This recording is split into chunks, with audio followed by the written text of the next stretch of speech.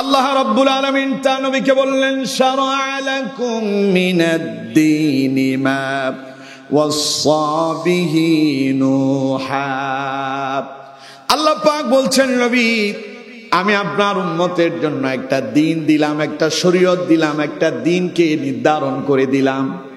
মা ওয়াসসা বিহি নূহা, যেটা আমি নূহকে দিয়েছি। ওয়াল্লাযী আওহাইনা ইলাইক, এটা আমি আপনারও দিয়েছি। সুবহানাল্লাহ। প্রথমে বললেন শারা'a লাকুম মিনাদ-দীন, তার মানে তোমাদের জন্য আমি আল্লাহ একটা দিন দিলাম। এরপরে বললেন মা ওয়াসসা বিহি নূহা, এটা আমি নূহকে দিয়েছি। ওয়াল্লাযী আওহাইনা ইলাইক, নবী এটা আমি আপনাকেও দিয়েছি। এরপরে আল্লাহ রাব্বুল আলামিন বলছেন وَمَا وَصَّيْنَا بِهِ إِبْرَاهِيمَ وَمُوسَى وَعِيسَى أَنْ أَقِيمُوا الدِّينَ, এটা আমি ইব্রাহিমকেও দিয়েছি, এটা আমি মূসাকেও দিয়েছি, এটা আমি ঈসাকেও দিয়েছি। দিয়ে বলেছি আন আকিমুদ্দিন, এখন তোমাদের কাজ হচ্ছে আল্লাহর জমিনে আল্লাহর দ্বীনকে প্রতিষ্ঠা করা। সুবহানাল্লাহ। তাহলে আল্লাহ পাক প্রথমে বললেন আমি এই দিন তোমাদেরকে দিলাম, তারপরে বললেন এটা আমি নূহকে দিলাম। তাহলে আগে আসছে আদম, আদমের নাম না বইলা নূহের নাম কেন কইল আল্লাহ? প্রশ্ন আছে না নাই? জোরে বলতে হবে, আছে না নাই? আদম আলাইহিস সালাম যখন দুনিয়া এলেন তখন এই পৃথিবীতে কোনো কাফের মুশরিক নাই, কারণ পৃথিবীতে সর্বপ্রথম দুইজন এসেছেন, নারী এবং পুরুষ। একজন আমাদের আদি পিতা আদম আলাইহিস সালাম, আরেকজন আমাদের মা হাওয়া আলাইহিস সালাতু ওয়াস সালাম। সুবহানাল্লাহ। তাদের থেকে যত সন্তানেরা এসেছেন সবই তাদের নিজেদের, এই জন্য দাওয়াতি কাজ করার জন্য নতুন করে সেখানে নবীর দরকার ছিল না। আল্লাহ পাক পৃথিবীর সর্বপ্রথম রাসূল হিসেবে যাকে দায়িত্ব দিয়েছেন তার নাম হলো হযরত নূহ আলাইহিস সালাম। নূহ আলাইহিস সালাম নবী হওয়ার আগেই তামাম পৃথিবীতে মোটামুটি জাহিলিয়াত ছড়িয়ে পড়েছে। লোকজন আল্লাহর গোলামি ছেড়ে দিয়ে তাগুতের অনুসরণ করতে শুরু করলো। তখন আল্লাহ পাক নূহকে প্রেরণ করলেন আর বললেন আন আকিমুদ্দিন, তোমারে পাঠালাম তুমি আমার এই জমিনে আমার দ্বীনকে প্রতিষ্ঠা করবে। পড়েন সুবহানাল্লাহ। এই জন্য আগে আল্লাহ নূহের কথা বলেছেন, তারপরে বললেন কার কথা? ইব্রাহিমের কথা। তারপরে বললেন, তারপরে মূসা, তারপরে ঈসা। তার মানে ঈসার পরে শেষ নবী যিনি তার নাম মুহাম্মদ সাল্লাল্লাহু আলাইহি ওয়াসাল্লাম। তার মানে নূরে দিয়ে শুরু করছে, ঈসারে দিয়ে শেষ করছে। তার মানে মাঝখানে যত নবী আসছেন সব নবীদেরকে দায়িত্ব দেওয়া হয়েছে আন আকিমুদ্দিন, আমার এই জমিনে আমার দ্বীনকে প্রতিষ্ঠা করা লাগবে। এরপরে নবীদেরকে আল্লাহ রাব্বুল আলামিন বললেন আন আকিমুদ্দিন ওয়া লা তাতাফাররাকু ফি, নবীরা খবরদার আমার এই জমিনে আমার দ্বীন প্রতিষ্ঠা করতে গিয়া পরস্পরের মাঝে মতভেদ তৈরি করো না। পড়েন আল্লাহু আকবার। তার মানে তোমাদের সব নবীদের দাওয়াতি মিশন, দাওয়াতি পদ্ধতি সব নবীদের একটাই হবে।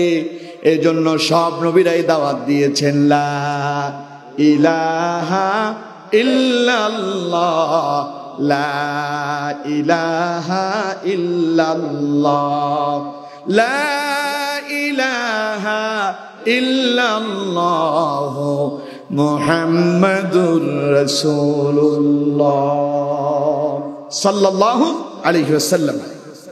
সব নবীরা দাওয়াত দিয়েছেন লা ইলাহা ইল্লাল্লাহ।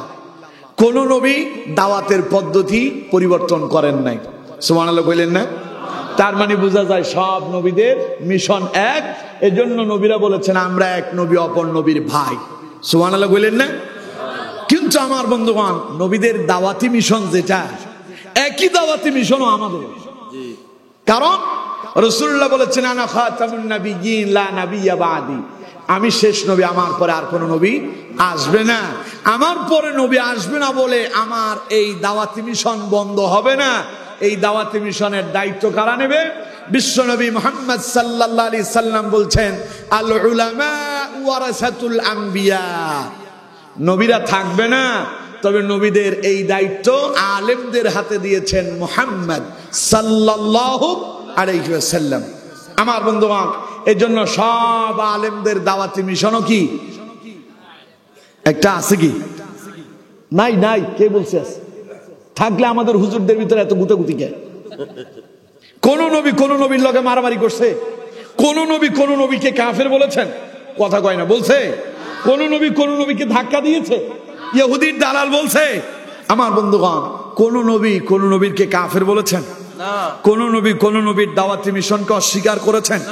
কোন নবী কোন নবীর ব্যাপারে কি এই কথা বলছেন যে মুসার দাওয়াত ঠিক নাই অথবা ঈসার দাওয়াত ঠিক নাই? বরং সব নবীরা বলছেন সব নবীদের দাওয়াতি মিশনই একটা, এবং কোরআনুল কারীমে আল্লাহ পাক সেই কথা তুলেও ধরেছেন। আল্লাহ রাব্বুল আলামিন বলছেন, ওয়ালাকাদ বা'আসনা ফি কুল্লি উম্মাতির রাসূলান আন ই'বুদুল্লাহা ওয়াজতানিবুত তাগুত। আল্লাহ পাক বলছেন, এই পৃথিবীতে আমি যত নবী রাসূল প্রেরণ করেছি সব নবীদেরকে বলে দিয়েছি, আমার নবীরা তোমাদের দাওয়াতি মিশন হবে একটাই। আল্লাহ পাক বললেন, ওয়ালাকাদ বা'আসনা ফি কুল্লি উম্মাতির রাসূলা আন ই'বুদুল্লাহা ওয়াজতানিবুত তাগুত। নবীরা তোমরা মানুষের মাঝে দাওয়াত দাও, লোকেরা কেবলমাত্র শুধুমাত্র একজনের ইবাদত করবেন, তিনি কে? ওয়াজতানিবুত তাগুত, আর খবরদার তাগুতের অনুসরণ করা যাবে না। এই দাওয়াত সব নবীরা দিয়েছে। আমাদের আলেমরাও দাওয়াত একই রকমই দেয়, কিন্তু শুধু একটাই মত পার্থক্য, ওয়ালা তাতাফাররাকু ফি। নবীরা মতভেদ করেন নাই, কিন্তু আমাদের আলেমরা একজন আরেকজনের বিরুদ্ধে ফতোয়া দেয়, যার কারণে কোরআনের পাখি আল্লামা দেলওয়ার হোসেন সাইদি রাহিমাহুল্লাহকে 13 বছর জালেমের জেলখানায় বন্দী থেকে মৃত্যুর কোলে ঢলে পড়তে হয়েছে, ঠিক কিনা? যদি আলেমরা যদি ঐক্যবদ্ধ থাকতো, এই দেশের মামুনুল হককে গ্রেফতার করতে পারতো না। আলেমরা যদি ঐক্যবদ্ধ থাকতো, এই দেশের বাবুনগরীকে গ্রেফতার করতে পারতো না। আলেমরা যদি ঐক্যবদ্ধ থাকতো, আমির হামজা গ্রেফতার হতো না। আলেমরা যদি ঐক্যবদ্ধ থাকতো, মিজানুর রহমান আজহারি দেশ ছাড়া লাগতো না। আলেমরা যদি ঐক্যবদ্ধ থাকতো, আল্লামা সাঈদীকে জেলখানায় বন্দী হওয়া লাগতো না। সমস্যা তো আমাদের আলেমদের ভিতরে, আমরা একজন আরেকজনের বিরুদ্ধে ফতোয়া দেয়, তাও কোথায়? কোরআনের মাহফিলে বসে। সাধারণ জনগণকে, আমরা সাধারণ পাবলিককে একজনের বিরুদ্ধে আরেকজনের খেপাইয়া দিচ্ছি। বলে নাস্তিকরা সুযোগ পাইল, সাইদি সাহেবরে গ্রেফতার করছে, এই দেশের পাগড়ি পরা, গায়ে পাঞ্জাবি লাগানো এমন ব্যক্তিরাও শাহবাগে নাস্তিকদের সাথে গিয়া সাইদির ফাঁসি চেয়েছিল, ঠিক কিনা? জোরে বলতে হবে, ঠিক কিনা? আবার ওই নাস্তিকের বাঁচানোর জন্য কেউ বলতেছে উনি আমার তালই। কিসের তালই? যে আল্লামা সাঈদীর হাতে হাত রেখে হাজারের অধিক অমুসলিম কালেমা পড়ে মুসলমান হলো, বেঈমান আল্লাহওয়ালাতে পরিণত হলো, বেনামাজি নামাজি হলো, সে আল্লামা সাঈদীর ফাঁসির জন্য শাহবাগে গিয়া যে ব্যক্তি নাস্তিকদের সাথে হাত মেলালো, ওটা আর যাই হোক, ওটা আলেম হতে পারে না, ঠিক কিনা? আল্লাহু আকবার। আমার বন্ধুগণ, সুতরাং আবার আমরা হুজুরেরাই একজন আরেকজনকে কাঠি দেওয়াতে ব্যস্ত, ঠিক কিনা? কথা কয় না, ঠিক কিনা? আমার বন্ধুগণ, আল্লাহ পাক বলছেন তোমরা সবাই দাওয়াতি কাজ একটাই করবে, আনাকিমুদ্দিন, আল্লাহর জমিনে আল্লাহর দ্বীনকে প্রতিষ্ঠা করার জন্য কাজ করে যাবে সবাই। ওয়ালা তাতাফাররাকু ফি, খবরদার মতভেদ করো না। মতভেদ করলেই ভেজাল আছে না নাই? আরো জোরে বলতে হবে, আছে না নাই? মতভেদ করার বলে হেফাজতে ইসলামকেও মার খেতে হয়েছে, চরমোনাইকেও মার খাওয়া লাগছে, এবং অন্য অন্য ইসলামিক দলগুলোকেও মার খেতে হয়েছে। আর জামাতের কথা তো বাদই দেন, ওদের নিবন্ধন বাতিল হয়েছে, প্রতীক কেড়ে নেওয়া হয়েছে, যাওয়ার আগে নিষিদ্ধ করে দেওয়া হয়েছে, ঠিক কিনা? এই সুযোগ কে করে দিল? আমরা হুজুরেরা। আমরা হুজুরেরা, আমাদের নোয়াখালীর ভাষাকে আঙ্গ হুজুরে কারণ হয়েছে হুজুরিয়ারা। আল্লাহ আমাদেরকে সঠিক জ্ঞান দান করেন, বলেন আমিন। আরো জোরে বলেন আমিন। এক হুজুর গ্রেপ্তার হলো, অন্য হুজুরেরা বাহ মুস্কি মেরে মিষ্টি খায়, মিষ্টি বিতরণ করতেছেন ওনারা খুশিতে। আমার বন্ধুগণ, ইসলামী আন্দোলনের প্রথম সারির নেতাদেরকে ফাঁসি দেওয়া হলো। তাদের অপরাধ কি ছিল? তারা চুরি করছে, ডাকাতি করছে, জেনা করেছে, ব্যভিচার করেছে। ইতিহাস সাক্ষী, ক্ষমতায় আসার পরে ইসলামী আন্দোলনের 2 জন নেতা, প্রথম সারির নেতা যাদেরকে ফাঁসি দেওয়া হয়েছে, ওনারা মন্ত্রিত্ব পালন করেছেন। মন্ত্রিত্বে থাকাকালীন 1 টাকার দুর্নীতিও পাওয়া যায় না। একই ইসলামী আন্দোলনের আরো কয়েকজন এমপি ছিলেন, সংসদ সদস্য ছিলেন, একজনের 1 টাকারও দুর্নীতি পাওয়া যায় নাই। কারণ তারা তান আকিমুদ্দিন, দিন প্রতিষ্ঠার আন্দোলন করতেছে। সুবহানাল্লাহ কইলেন না? তাই তারা দুর্নীতি করে নাই। তাই বিগত জালেমেরা বুঝতে পেরেছে আগামীতে যদি এরা আবার ক্ষমতায় আসতে পারে, এরা তো দুর্নীতি করবে না। আর তারা যদি দুর্নীতি না করে, এরা জনগণের আস্থাভাজন হয়ে যাবে। আগামীর বাংলাদেশ কোরআনের বাংলাদেশ হবে। এই জন্য প্রথম টার্গেট করে ইসলামী আন্দোলনের প্রথম সারির নেতাদেরকে মিথ্যা মামলা দিয়া ফাঁসির কাস্টে ঝুলানো হয়েছে। ঠিক না? ইতিহাস তো জানেন না আপনারা। সুতরাং আমার বন্ধুগণ, আমরা যদি ইসলামী আন্দোলনের সব দল একতাবদ্ধ থাকতাম, তাইলে ওই ইসলামী আন্দোলনের প্রথম সারির নেতাদেরকে তারা ফাঁসি দিতে পারত না। আমরা হুজুরেরা বসে বসে একজন আরেকজন বাপরে বাপ কাম হইতেছে, জামাত শেষ, হ্যাঁ জামাত শেষ। আমি এক জায়গায় ইন্টারভিউ দিতে গেলাম, মসজিদে ইমামতি করব, অসুবিধা হচ্ছে আপনাদের? না। মসজিদের সেক্রেটারি সাহেব ইউনিয়ন আওয়ামী লীগের সভাপতি ছিল তো আগে, এমনই এখনো আছে কিছু কিছু জায়গায়। তো আমি যখন গেলাম, আমারে বললো যে হুজুর নামাজ পড়া। নামাজ পড়াইলাম। নামাজ পড়ানোর পরে তাদের আমার খুব পছন্দ হয়েছে। আমার জিজ্ঞাসা করলো, হুজুর আপনি কোনো দল করেন? আমি বলছি করি তো। কোন দল করেন? আমি বললাম দল হলে 2টা, একটা হিজবুল্লাহ আর একটা হিজবুল শয়তান, একটা আল্লাহর দল আর একটা শয়তানের দল। যেহেতু ইমামতি করতে আসছি, তাইলে তো আল্লাহর দলেই আছে। কয় যে না, জামাত টামাত করেন নাকি? আমি বললাম যে জামাত তো দৈনিক 5 বার করি, মাঝে মধ্যে হয়তো কোনো কারণবশত মিস হয়, কিন্তু 5 বারই করি, চেষ্টা চালায় যায়। আমি খালি জামাত করি না, জামাতের নেতাগিরি করি। ও বাপরে বাপ, হুজুর কয় কি? এলাম তো আমি 5 ওয়াক্ত নামাজ পড়াই না, জামাত হয় না? কয় না হুজুর ওই জামাতের কথা বলি না, রাজনীতিক জামাত যেটা ওইটা করেন নাকি? জামাত করি না, না করি, এটা আমার নিজের ব্যক্তিগত ব্যাপার। আপনিও তো একটা দল করেন, আমি কি আপনারা জিজ্ঞাসা করতেছি আপনি কোনো দল করেন নাকি? সুতরাং দল যার অন্তরে আছে, রাজনীতি সেটা আমার নিজের ব্যক্তিগত ব্যাপার। এখানে আমি রাজনীতি করতে আসি নাই, আমি আসছি ইমামতি করতে। এখানে আওয়ামী লীগেরও নেতা আমি, বিএনপিরও আমি, জামাতেরও আমি, হেফাজতেরও আমি, চরমনাইরও আমি, আহলে হাদিসেরও আমি। আমি আল্লাহু আকবার বলে দাঁড়াবো, তারা সবাই আমার পেছনে দাঁড়াবে। তার মানে আমি নেতা, সবাই আমার অনুসারী কর্মী। ঠিক কিনা? বাপরে বাপ, হুজুর আপনারে পছন্দ হয়েছে, নিয়োগ দিয়ে দিলাম। 5 বছর ইমামতি করার পরে কয় আমি নাকি এলাকার লোকজন সবগুলারে জামাত বানায় ফেলছে। আমি বললাম যে কেমনি কি? আমি মসজিদের সামনে দিয়ে যেতাম, যাওয়ার সময় বলতাম যে সালাত, আজান হয়েছে তো, বলতাম সালাত। আমারে দেখে লোকজন সব দোকান থেকে চলে আসতো মসজিদে। এখন উনি আর কি সভাপতি, বুঝতেছেন তো? সভাপতি আমারে কয় আমি নাকি সব জামাত বানায় ফেলছি। বলছে আলহামদুলিল্লাহ, আমি তো প্রতিদিন চেষ্টাই করি এইভাবে জামাত তৈরি করার জন্য। সুতরাং আমার বন্ধুগণ, নামাজে গেলেও তাদের সমস্যা, মাথায় টুপি দিলেও সমস্যা, পাঞ্জাবি গায়ে দিলেও সমস্যা। আপনি যেখানে যাবেন টাকটুর উপরে যদি লুঙ্গি পরেন, প্যান্ট পরেন, কয় এটা শিবির। ঠিক কিনা?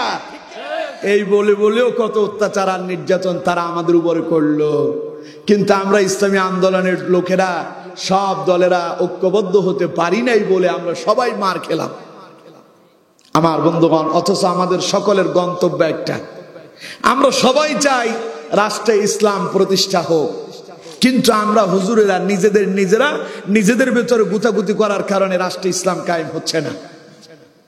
এই জন্য ইকামতে দ্বীনের ওয়াজটা আপনাদেরকে করার আগে হুজুরদেরকে এক জায়গায় একত্রিত করে সব হুজুরদেরকে ইকামতে দ্বীনের উপর আলোচনা করা উচিত। ঠিক, কারণ আপনারা তো সাধারণ মানুষ, ইকামতে দ্বীন বোঝা আপনাদের জন্য কঠিন, আলেমরা সহজে বুঝতে পারত। কিন্তু আমার বন্ধুগণ, সে আলেমরাই নিজেদের ভিতরে বিভেদ সৃষ্টি করলো। ওয়ালা তাতাফাররাকু ফি, আল্লাহ বলছে মতভেদ করো না। আমরা মতভেদ করি, জামাত ইসলাম, মওদুদির ইসলাম, ওটা মদিনার ইসলাম না, তারপরে এই দল এই না, কয় যে লাল দিঘির পানি লাল না, জামাত ইসলাম সঠিক ইসলাম না। আমার কথা হলো জামাত যদি সঠিক না হয়, যেটা সঠিক আছে ওইটা দিয়ে চলেন না, সামনে আগায় যায়, ঠিক না? বাধা কোথায়? বাধা খালি এক জায়গায়, তা হলো দেশে ইসলাম প্রতিষ্ঠা হোক। কেউই চায় না, ঠিক না? যদি চাইতো সকলে ঐক্যবদ্ধ হতো, আর সবাই যদি ঐক্যবদ্ধ হতো, রাষ্ট্রে ইসলাম প্রতিষ্ঠা হয়ে যেত, ঠিক না? জোরে বলতে হবে, ঠিক না? এই জন্য আগে কাজ আমাদের নিজেদের ভেতরে করতে হবে। তাহলে আমার বন্ধুগণ, সব নবীরা দাওয়াত দিলেন একই রকম। সব নবীরা দাওয়াত দিলেন লা ইলাহা ইল্লাল্লাহ, লা ইলাহা ইল্লাল্লাহ। নবীদের দাওয়াতি মিশন একই ছিল। এই জন্য যে সময় যে নবী এসেছেন, আগের নবীকে সমর্থন দিয়েছেন, কিন্তু আমরা হুজুরেরা একজন আরেকজনকে সমর্থন দিতে পারি না বলে আজ সব জায়গায় হুজুরেরা লাঞ্ছিত আর অপমানিত। সব জায়গায় মার খাচ্ছি আমরা। মসজিদে গেল, রিক্সার ড্রাইভারও হুজুরের ধমক দেয়, কথা কয় না কেন? রিক্সা চালায়, ও আইসা হুজুরের ধমক দেয়, অথচ ইমাম মানি নেতারে ধমকাচ্ছে কর্মী আইসা। কিন্তু একই কর্মী যদি ময়দানেও এমন হতো, তাহলে রাষ্ট্র সোনার রাষ্ট্রেই পরিণত হতো, ঠিক না? রাষ্ট্র তো এমনই হওয়ার দরকার ছিল, ওমর যেইভাবে রাষ্ট্র সাজিয়েছিলেন। হযরত ওমর, তিনি যেমন মসজিদের নেতা ছিলেন, ওমর ঠিক তেমনি ভাবে রাষ্ট্রেরও নেতা ছিলেন। ওমর দাঁড়ায় গেলেন জুমার খুতবা দেওয়ার জন্য। হযরত ওমর আজকে নতুন পাঞ্জাবি পরে এসেছেন জুমার খুতবা দেওয়ার জন্য। যখন ওমর দাঁড়ালেন, এমন সময় একজন দাঁড়ায় বলল, ইয়া আমিরুল মুমিনিন, থামেন, অপেক্ষা করেন, আমার কিছু প্রশ্ন আছে। জুমার খুতবা পরে দেন, আগে আমার প্রশ্নের জবাব দেন। ওমর বললেন, কি এমন প্রশ্ন, কি জানতে চাও বলো? লোকটা বলল, ইয়া আমিরুল মুমিনিন, রাষ্ট্র থেকে যে জামার কাপড় পেয়েছিলেন আপনি, এক টুকরো সমান এক টুকরো আমিও পেয়েছি, কিন্তু আমার জামার কাপড় দিয়া এত বড় জুব্বা আমার হলো না। কিন্তু আজকে আপনার ওই কাপড় দিয়া এত বড় জুব্বা কি করে আপনারটা হলো? আগে তার জবাব দেন, তারপরে ইমামতি করবেন। জবাব দিতে পারবেন না, আজকের ইমামতি চলবে না। পড়েন আল্লাহু আকবার। আমার বন্ধুগণ, ওমর থমকে দাঁড়িয়ে গেলেন। ওমর কে? রাষ্ট্রনায়ক, রাষ্ট্রপতি। সুবহানাল্লাহ কইলেন না? প্রেসিডেন্ট। ওমর কি? প্রধানমন্ত্রী। ওমর সাধারণ মুসল্লি বলতেছে, ইয়া আমিরুল মুমিনিন, পাঞ্জাবিটা এত লম্বা হলো কেমনে? জবাব দেন, তারপরে ইমামতি করো। হযরত ওমর থমকে দাঁড়িয়ে গেল। ওমরের ছেলে আব্দুল্লাহ দাঁড়ায় বলল, আমার ভাই শোনো, তুমি যেমন এক টুকরো কাপড় পেয়েছো, সমান এক টুকরো আমার বাবাও পেয়েছে, সমান এক টুকরো আমিও পেয়েছি। ওই এক টুকরো কাপড় দিয়ে আমাদের কারো পরিপূর্ণ একটা পাঞ্জাবি হয় না, তাই আমি আমার কাপড়টা আমার বাবাকে হাদিয়া দিলাম। দুইটা কাপড় একত্রিত করার পরে এত বড় জুব্বা হয়েছে। উপস্থিত ওই লোকটা যিনি প্রশ্ন করলেন, তিনি বললেন, ইয়া আমিরুল মুমিনিন, জবাব যথার্থ হয়েছে, এবার আপনি খুতবা দিতে পারেন। এরকম সিস্টেম আমার দেশে আছে। দুর্নীতির বিরুদ্ধে বললেই মামলা করে দিয়েছে, ঠিক কিনা? সন্ত্রাসের বিরুদ্ধে বললেই মামলা হয়েছে। মদখোর ইয়াবাখোরদের বিরুদ্ধে বললে আলেমদেরকে ধরে ধরে জেলখানায় বন্দী করা হয়েছে, ঠিক কিনা? আমরা তো চেয়েছিলাম ওমরের মতো রাষ্ট্রনায়ক, আমরা তো চেয়েছিলাম অমর রাষ্ট্রের জনগণ হবে, ওমরকে যেমন জনগণ ভুল ধরিয়ে দিয়েছে, রাষ্ট্রের জনগণ নেতাদের ভুল ধরিয়ে দিবে, ঠিক কিনা? ভুল খালি মসজিদে ধরে, বাকি জায়গায় নাই। ইমামরে ধমকায়, মসজিদ ঝাড়ু দেয়, টয়লেট পরিষ্কার করে, প্রস্রাব খায় না, টয়লেট পেপার দিলেন না কেন? আছে না নাই? কারণ আমরা হুজুরেরাই নিজেদের সম্মান ইজ্জত নিজেরাই নষ্ট করে দিয়েছি, তাই আমাদের উপরে কর্মীরা এসে ক্ষমতা ঝাড়তেছে। সুতরাং আমার বন্ধুগণ, আলেমদেরকে ঐক্যবদ্ধ হওয়ার দরকার আছে না নাই? আরো জোরে বলতে হবে, আছে না নাই? আমার বন্ধুগণ, এবার আল্লাহ রাব্বুল আলামিন তার নবীকে বললেন, নবী, সব নবীদেরকে যে উদ্দেশ্যে প্রেরণ করলাম একই উদ্দেশ্যে কিন্তু আপনারও প্রেরণ করেছি। কোরআনুল কারীমে আল্লাহ রাব্বুল আলামিন বলছেন, হুয়াল্লাযী আরসালা রাসূলাহু বিল হুদা ওয়া দীনিল হাক্কি লিইয়ুযহিরাহু আলাদ দীনি কুল্লিহি ওয়ালাউ কারিহাল মুশরিকুন। পড়েন আল্লাহু আকবার। অন্য জায়গায় বললেন ওয়াকাফা বিল্লাহি শাহিদা। আল্লাহ বলছেন, নবী, আমি আপনারে খামুখা বাধাই নাই। হুয়াল্লাযী আরসালা রাসূলাহু বিল হুদা ওয়া দীনিল হক, আমি আপনাকে হেদায়েতের আলোক বর্তিকা দিয়া এবং দ্বীনে হক দিয়া, সত্য একটা দ্বীন আর ধর্ম দিয়ে আপনারে প্রেরণ করেছি। পড়েন সুবহানাল্লাহ। সেই দ্বীন আর ধর্মের নাম ইসলাম। কথা কয় না? সেই দ্বীন আর ধর্মের নাম কোরআনে আল্লাহ পাক অন্য জায়গায় বলছে। আল্লাহ রাব্বুল আলামিন বলছেন ওই দ্বীন আর ধর্মের নাম হলো ইসলাম। আল্লাহ পাক বলছেন, আল ইয়াউমা আকমালতু লাকুম দীনাকুম ওয়া আতমামতু আলাইকুম নি'মাতি ওয়া রাদিতু লাকুমুল ইসলাম দীনা। আল্লাহ রাব্বুল আলামিন বলছেন, আল ইয়াউমা আকমালতু লাকুম দীনাকুম, আজ আমি তোমাদের জন্য আমার দ্বীনকে পরিপূর্ণ করলাম। ওয়া আতমামতু আলাইকুম নি'মাতি, আমার অনুগ্রহ তোমাদের উপরে আমি আল্লাহ পরিপূর্ণ করলাম। ওয়া রাদিতু লাকুমুল ইসলাম দীনা, আর দ্বীন হিসাবে আমি আল্লাহ তোমাদের জন্য ইসলামটাকেই পছন্দ করলাম। পৃথিবীতে ধর্ম আছে ৫,০০০। কত হাজার? সবাই বলেন কত হাজার? ৫,০০০ ধর্মের ভেতরে ৪,৯৯৯টা ধর্ম আল্লাহ পছন্দ করেছে। শুধুমাত্র একটা ধর্মই আল্লাহ পছন্দ করছেন, ওই ধর্মের নাম, আরো জোরে বলেন, ওই ধর্মের নাম। আল্লাহ বলছেন, ইন্নাদ-দীনা ইনদাল্লাহিল ইসলাম, আল্লাহর কাছে একমাত্র মনোনীত দ্বীন এবং ধর্মের নাম হলো ইসলাম। সুবহানাল্লাহ। কোন আল্লাহ বলছেন, নবী, আপনারও কিন্তু খামোখা পাঠাই নাই। কেন পাঠালাম? আল্লাহ রাব্বুল আলামিন বলছেন, হুয়াল্লাযী আরসালা রাসূলাহু বিল হুদা ওয়া দীনিল হাক্কি লিইয়ুযহিরাহু আলাদ দীনি কুল্লি। আল্লাহ পাক বলেন, নবী, আমি আপনাকে একটা সত্য দ্বীন দিয়ে প্রেরণ করলাম। এখন আপনার দায়িত্ব হলো পৃথিবীতে যত দ্বীন আছে, যত ধর্ম আছে, সব ধর্মের উপরে আমার ইসলামটাকে প্রতিষ্ঠিত করা লাগবে। ওয়ালাউ কারিহাল মুশরিকুন, এতে মুশরিকরা অসন্তুষ্ট হোক। ওয়া কাফা বিল্লাহি শাহিদা, আমি আল্লাহ সাক্ষ্য আছি, এই দাওয়াতি কাজ আপনাকে চালাতেই হবে। চিল্লায়ে বলেন সুবহানাল্লাহ। সেই দাওয়াতি কাজ রাসূল করেন নাই? কথা কয় না? করেন নাই? করেছে। ইকামতের দ্বীনের দাওয়াতি কাজ শুরু করাটা রাসূলুল্লাহর জন্য মোটেও সহজ ছিল না। কারণ নবী যখন দাওয়াতি কাজ মক্কায় শুরু করছেন, রাসূল বলছেন, ওয়া আনা আউয়ালুল মুসলিমিন, আমি প্রথম মুসলমান, আর একজনও নাই, বাকি সব কাফের। সব কি? সবাই বলতে হবে, সব কি? চলছে চতুর্দিকে জানা বেবিচার অবাধে চলছে, চলছে জুয়ার আসর, মদের আসর, অন্যায় ভাবে মানুষ মানুষকে হত্যা করতেছে, জুয়ার আসরে নারীদেরকে বিক্রি করে দেওয়া হচ্ছে, নিজের আপন কলিজার টুকরা কন্যা সন্তানকে জীবন্ত মাটিতে পুঁতে ফেলা হচ্ছে। লোকেরা আল্লাহর গোলামি বাদ দিয়ে কেউ সূর্যের সামনে মাথা নত করছে, কেউ বা চন্দ্রের সামনে মাথা নত করছে, কেউ বা গাছের পূজা করতেছে, কেউ বা মাটির মূর্তি বানায়া ওটার এই খোদা বলে তার সামনে মাথা নত করছে। বলেন নাউযুবিল্লাহ।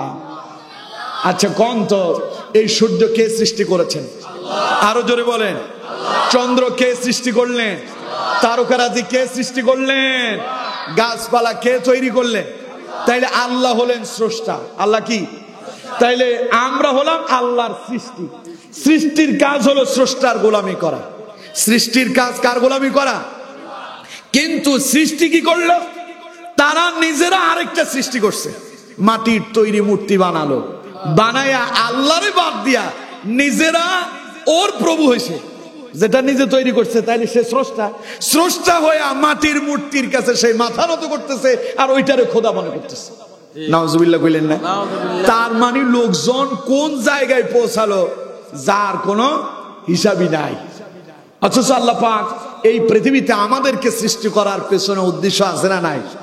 নবীদেরকে যেমন দিন প্রতিষ্ঠার জন্য প্রেরণ করেছেন, মানুষদেরকে আল্লাহ পাক সৃষ্টি করেছেন আল্লাহর গোলামি করার জন্য। সুবহানাল্লাহ। কোন কোরআনুল কারীম থেকে শুনুন, আল্লাহ পাক বলছেন ওয়ামা খালাকাতুল জিন্না ওয়াল ইনসা ইল্লা লিয়াবুদুন। আল্লাহ পাক বলছেন আমি মানুষ এবং জিনদেরকে তৈরি করলাম, তারা কেবলমাত্র শুধুমাত্র একজনের ইবাদত করবেন, তিনি কে? আর ওরা করতেছে কার? কেউ সূর্যের, কেউ চন্দ্রের, কেউ বা গাছের সামনে। দেখবেন হিন্দুদের বাড়িতে একটা গাছ আছে, তুলসী গাছ। আপনাদের এদিকে আছে না? সন্ধ্যাবেলায় হিন্দুরা ওই গাছের সামনে গিয়ে প্রণাম করে, সকালবেলাও করে। তার মানে গাছের পূজা শুরু হয়েছে। অথচ আমার বন্ধুগণ, আল্লাহ কয় না, তোদেরকে গাছের পূজা, মাছের পূজা, সূর্যের পূজা, চন্দ্রের পূজা, মাটির মূর্তির পূজা করার জন্য প্রেরণ করি নাই। আমি তোদেরকে প্রেরণ করছি আমি আল্লাহর গোলামি করার জন্য। এখন আল্লাহ তার নবীকে প্রেরণ করলেন, নবী এই পথ হারা মানুষদেরকে আমার পথে নিয়ে আসতে হবে, জমিনে আমার হুকুমত কায়েম করতে হবে, সমাজ আমার কোরআন দিয়ে চলবে, রাষ্ট্র আমার হুকুম দিয়ে চলবে। আপনাকে আপনার পরিবার থেকে শুরু করে রাষ্ট্র পর্যন্ত আল্লাহর কোরআনের আইন প্রতিষ্ঠা করতে হবে। এই দায়িত্ব দিয়ে আল্লাহ তার নবীকে প্রেরণ করেছেন। চিল্লায় পড়েন আল্লাহু আকবার। এবার কোনতো যেই মানুষগুলো সবাই আল্লাহরে চেনে না, এদের কাছে আল্লাহকে চেনানোটা সহজ না কঠিন? কঠিন। আরো জোরে বলতে হবে। এরা সূর্যরে মনে করতেছে স্রষ্টা, চন্দ্ররে মনে করতেছে স্রষ্টা, তারকারাজিকে মনে করতেছে স্রষ্টা, ওরা মাটির মূর্তি বানায় তারে মনে করতেছে খোদা, ওরা গাছকে মনে করতেছে স্রষ্টা। তার মানে এই মানুষগুলোকে বুঝাতে হবে এটা তোমাদের স্রষ্টা নয়, তোমাদের স্রষ্টা এক আল্লাহ। এটা বুঝানোটা নবীর জন্য ওই মুহূর্তে সহজ ছিল না কঠিন ছিল? সবাই বলেন নাই কঠিন? আমার কথা আপনারা বুঝতেছেন? জি জি। আমার গলার অবস্থা কিন্তু ভালো না, সেই অক্টোবর থেকে চলছে একটা না, কোনো গ্যাপ নাই। আজও গত 3 জুমা আমি পড়াইতে পারি নাই, যেখানে জুমার খুতবা দেই। গতকালও প্রোগ্রাম আপনাদের কক্সবাজার চকরিয়াতে ছিল। প্রোগ্রাম শেষ করে আমি চলে গেছি, 3 জুমা পড়াইতে পারি নাই, ভাবলাম এই জুমা পড়াবো। সেখান থেকে জুমা পড়াই আবার আপনাদের এখানে আসছে। গলার অবস্থা ভালো না, কিন্তু আমার বন্ধুগণ, আমার কথা যদি আপনারা বুঝেন, সাথে সাথে জবাব দিলে আমার জন্য সুবিধা হবে। আর আপনারা যদি দেরি করেন, দুটা কথা আমাকে বেশি বলতে হবে। আমার কথা আপনারা বুঝতেছেন? সবাই বলতে হবে আমার কথা বুঝেন। আমি তো আমার ফেনীর ভাষা বলি না, বললে আপনারা বুঝবেনই না। কথা বুঝতে পারছেন? সুতরাং না বললে বুঝবে না, তো কষ্ট হবে আমার। সুতরাং আমার বন্ধুগণ, আমি যেই ভাষায় কথা বলি বাংলাদেশের 64 জেলার মানুষ আলহামদুলিল্লাহ খুব ভালো বুঝে। তার মানে আপনারাও বুঝতেছেন, ঠিক কিনা? তো বুঝলে মাঝে মধ্যে আমার সঙ্গে ঠিক বলে সুবহানাল্লাহ, আলহামদুলিল্লাহ, আল্লাহু আকবার বলে জবাব দিতে হবে। পারবেন তো ইনশাআল্লাহ? তাহলে সব মানুষগুলো গোলামি কি আল্লাহর করতেছে, স্রষ্টার করতেছে না সৃষ্টির করতেছে? সৃষ্টির। না না, সৃষ্টির করতেছে। আল্লাহকে বাদ দিয়ে কেউ সূর্যের পূজা করতেছে, কেউ চন্দ্রের, কেউ মূর্তির, কেউ গাছের। এই মানুষগুলোর এখন চিনাতে হবে আল্লাহকে, জমিনে আল্লাহর দ্বীনকে প্রতিষ্ঠা করতে হবে। এই কাজটা মোটেও রাসূলুল্লাহর জন্য সহজ ছিল না। আমার বন্ধুগণ, বিশ্বনবী মুহাম্মদ সাল্লাল্লাহু আলাইহি ওয়াসাল্লাম কাজ কেমনে শুরু করবেন? দাওয়াতি কাজ কোথায় করবেন? ইকামতে দ্বীনের কাজ তিনি কোথা থেকে শুরু করবেন? রাসূলুল্লাহ চিন্তা করলেন প্রথমে কাজটা তিনি তার ঘর থেকেই শুরু করবেন। কারণ আগে ঘর ঠিক করতে হবে। ঘর ঠিক তো পুরো রাষ্ট্র ঠিক। প্রত্যেক ঘরে যদি ইসলাম প্রতিষ্ঠিত হয়, রাষ্ট্রের তো এমনি ইসলাম কায়েম হয়ে যায়, ঠিক কিনা? তাই নবী আগে নিজের ঘর টার্গেট করলেন। রাসূলুল্লাহ যে নবী, এই কথা তো আগে ঘরের মানুষটা জানতে হবে। যে মানুষটা সব সময় কাছে থাকে তারে বললে সাপোর্ট পাওয়া যাবে। আমার বন্ধুগণ, রাসূল প্রথম দাওয়াতটা দিলেন স্ত্রীকে। সুবহানাল্লাহ। স্ত্রী দাওয়াত কবুল করবে না না করবে এটা রাসূলুল্লাহ তখন এখনো চিন্তা করেন নাই। রাসূলুল্লাহ দাওয়াত দেওয়া শুরু করলেন। আপনি কত ভালো, আপনি কোন জাতের মাওলানা, আপনি কোন জাতের পীর, আপনি কোন জাতের নেতা, আপনার চরিত্র সম্পর্কে সবচাইতে যে ভালো জানে সেটা আপনার স্ত্রী, ঠিক কিনা? তার মানে স্ত্রীর কাছে দাওয়াতি কাজ করা মোটেও সহজ নয়, অনেক কঠিন কাজ। আপনি স্ত্রীরা এসে যদি বলেন যে আমি একেবারে আল্লাহর ওলি হয়ে গেছি, পাঞ্জাবি টাঞ্জাবি পড়লেন আর কি, টুপি টাবা লাগায়, পাঞ্জাবি লাগায়, দাড়ি টাড়ি রাইখা, পাগড়ি এখন পইরা বৌরি এসে বললেন যে আমি তো এখন পীর, লোকজন এখন আমার পায়ে এসে সালাম করে, কদম বুসি করে, আমারে খুব সম্মান করে, আমি তো পীর। স্ত্রী কইবে যে তুমি আসলে একটা জিন, তোমার মানে কে পীর, ঠিক কিনা? তোমার কেডা পীর মানে? তুমি কোন জাতের শয়তানের শয়তান আমি জানি না, তুমি তো ফজরই বড় না, ঠিক কিনা? তার মানে স্ত্রী খুব ভালো জানে। তাহলে স্ত্রীর কাছে দাওয়াতি কাজ করা মোটেও সহজ নয়। নবী এলেন স্ত্রীর কাছে। খাদিজাকে নবীজি ডেকে বললেন, খাদিজা শোনো, আমার কাছে একজন জিবরাইল এসেছেন, ফেরেশতা এসেছেন। তিনি আমাকে আল্লাহর পক্ষ থেকে নবুয়তের সুসংবাদ দিয়েছেন। আল্লাহ আমারে নবী করে প্রেরণ করেছেন।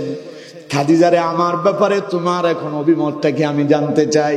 খাদিজা বললেন, ইয়া রাসূলুল্লাহ সাল্লাল্লাহু আলাইহি ওয়াসাল্লাম, আমি তো আজকের এই দিনের অপেক্ষায় ছিলাম।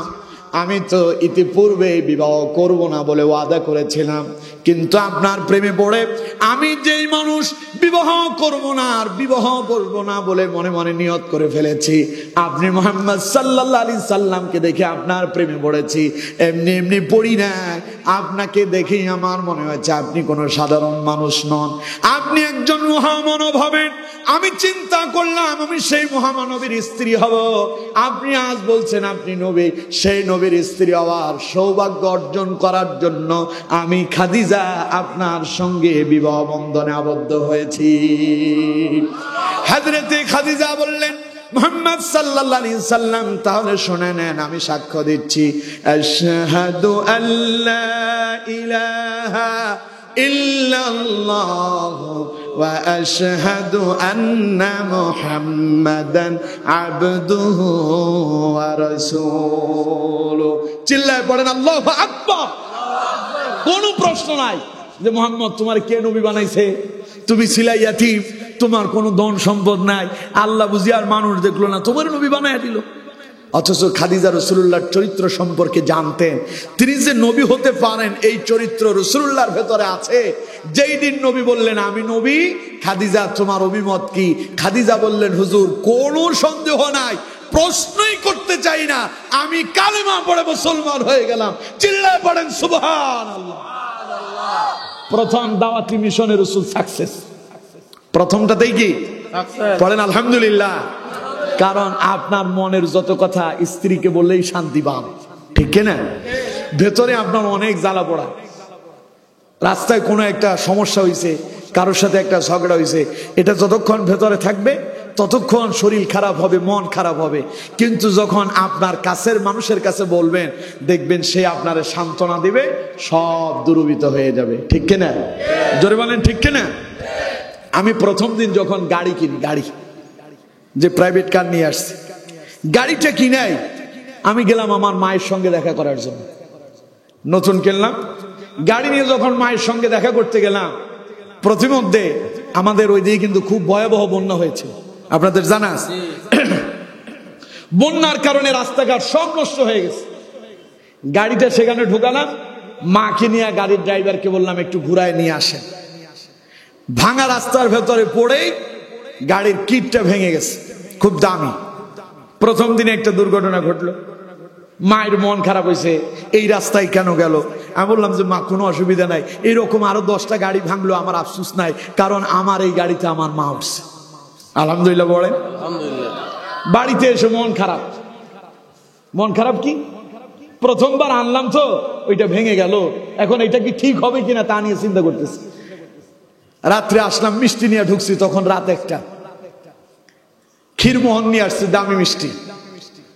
আনার পরে আমার বাচ্চারা খাচ্ছে, স্ত্রী খাচ্ছে, কিন্তু আমি খাচ্ছি না। আমার জিজ্ঞাসা করতেছে কি হয়েছে, মন একটু খারাপ আছে, মিষ্টি খাওয়ার এখন মন মানসিকতা নাই। কি হয়েছে, আমি বললাম যে এই ঘটনা। স্ত্রী আমার সান্ত্বনা দেয়, গাড়ি যখন কিনছেন এটা তো রাস্তাঘাটে চলবে, মাঝে মধ্যে দুর্ঘটনায় পড়বে, এত তাড়াতাড়ি ভেঙে পড়লে কাম হবে। আমি বললাম যে আলহামদুলিল্লাহ, কইলুটা কি, মিষ্টি তাড়াতাড়ি দাও, 2টা খাই।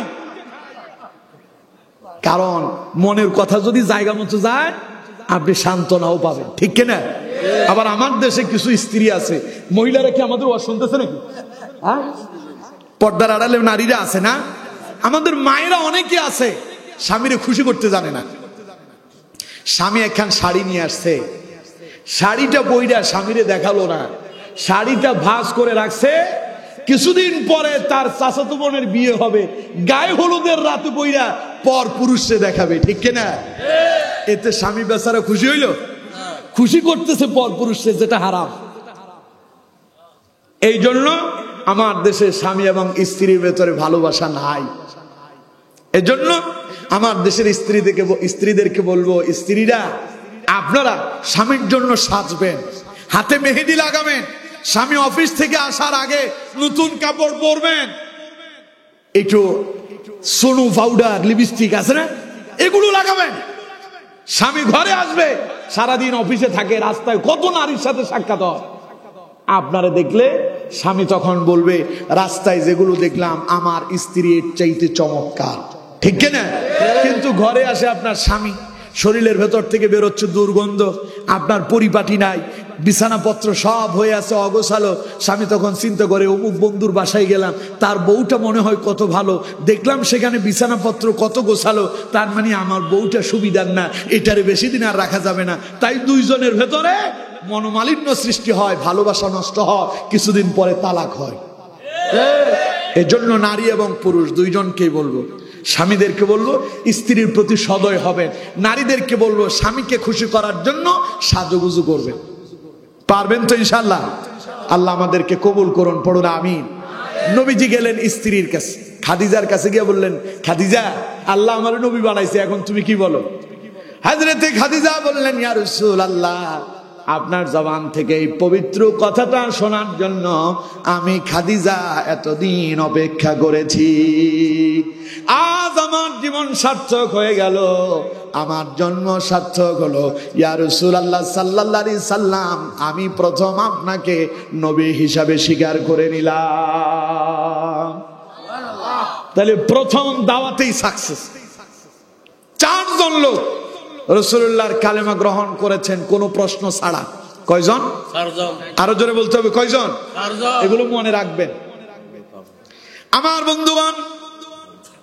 দ্বিতীয় নাম্বার, হযরত আলী রাদিয়াল্লাহু তাআলা আনহু, বয়স তার মাত্র 10 বছর। নবী, তিনি যে নবী এটা জানেন, হযরতে খাদিজা স্বামী এবং স্ত্রী দুইজনে নামাজ আদায় করতেছেন।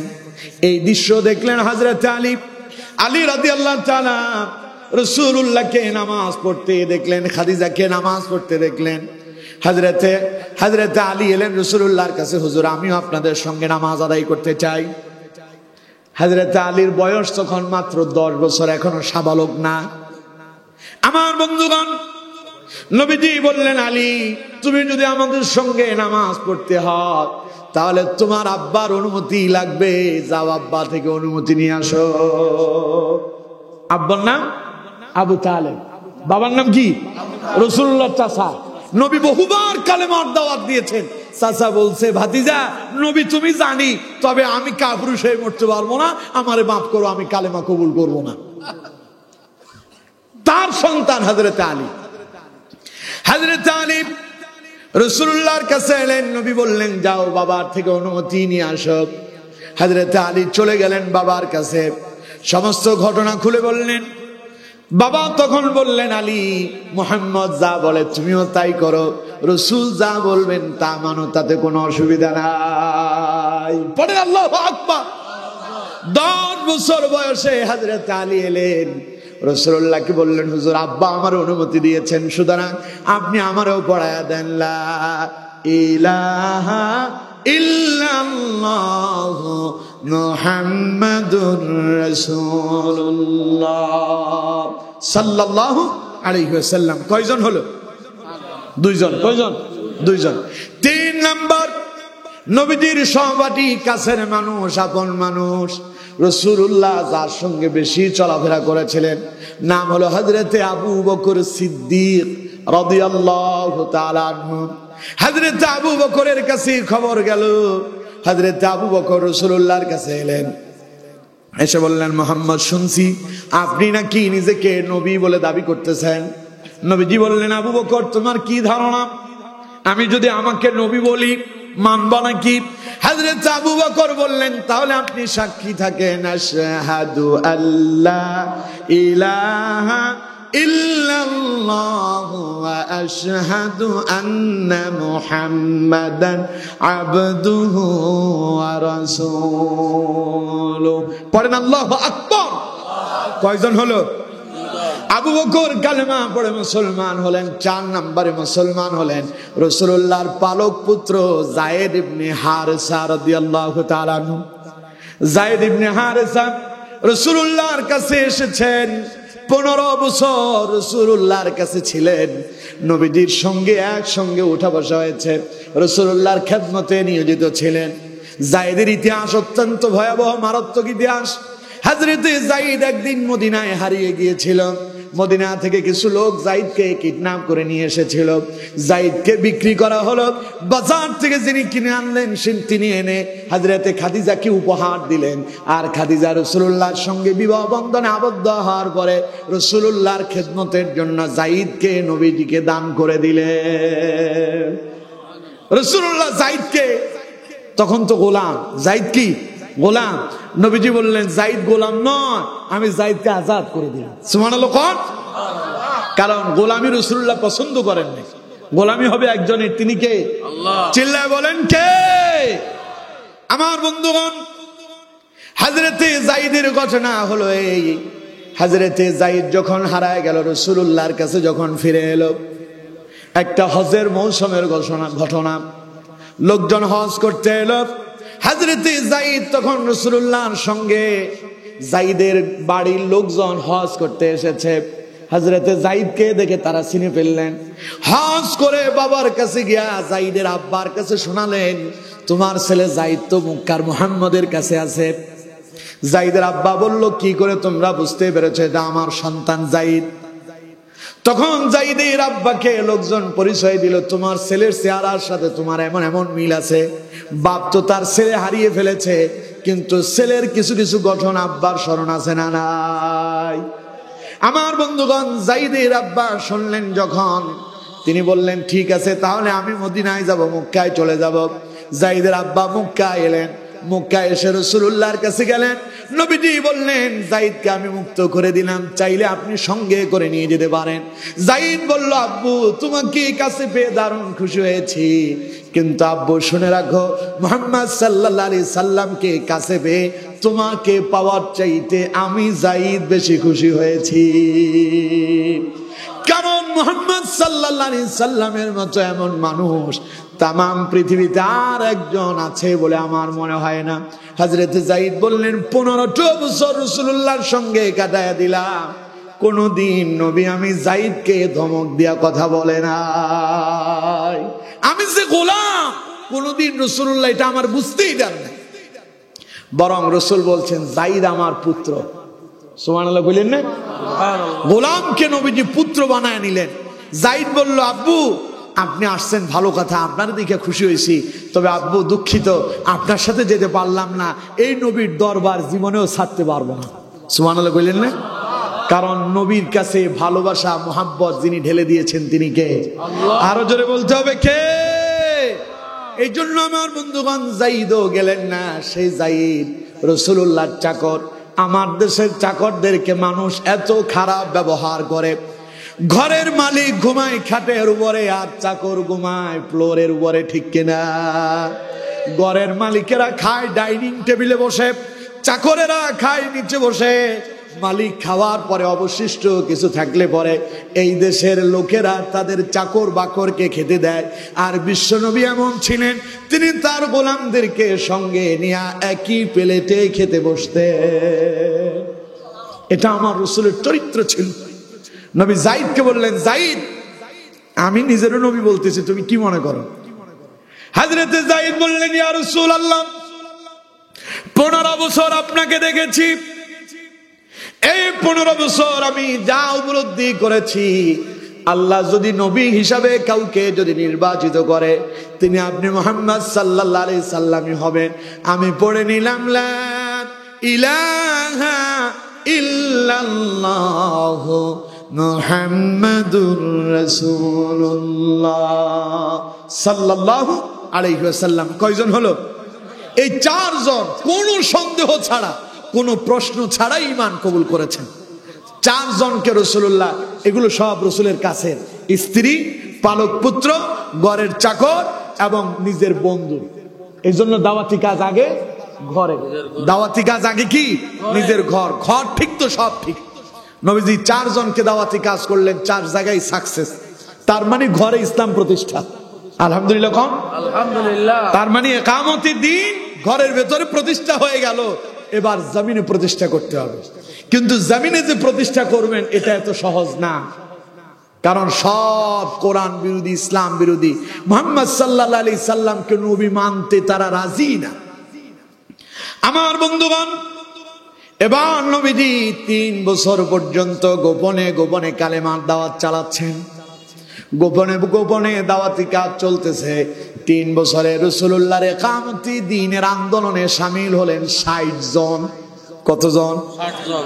60 60 6 10 60 6 0 কতজন হয়েছে? আরো জোরে বলেন কত? আপনারা অনেকে বলবেন 3 বছর মাত্র 60 জন। আমার বয়স 34 বছর, দাড়ি কিছু পাকছে, চুল মনে অর্ধেকটাই পেকে গেছে, বয়স কিন্তু বেশি না, মাত্র 34। কোরআনের ময়দানে আমি আজকে 14 বছর। 14 বছর যদি আমার কোরআনের ময়দানে হয়, তাহলে চিন্তা করেন কবে থেকে আমি এই লাইনে ঢুকছি, আল্লাহ আমার কবে থেকে কবুল করছে। আলহামদুলিল্লাহ বলেন।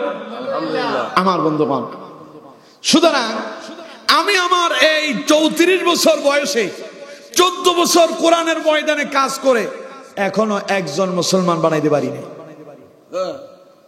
আমি না, বাংলাদেশে হাজার হাজার আলেম আছে যারা জীবনের 40-50 বছর দাওয়াতি কাজ করিয়া একজন মুসলমান বানাইতে পারে নাই। তবে একজন ছিলেন এই দেশে, কোরআনের পাখি আল্লামা সাঈদী, যিনি জীবনের 50 বছর কোরআনের দাওয়াত দিয়া হাজারের অধিক অমুসলিমকে কালেমা পড়ায়া মুসলমান বানাইছে। চিল্লায় পড়েন আল্লাহু আকবার। সে আমাদের সাঈদী। আলহামদুলিল্লাহ কোন? জালেমরা আমাদের আল্লামা সাঈদীকে হত্যা করলো, মিথ্যা মামলা দিল।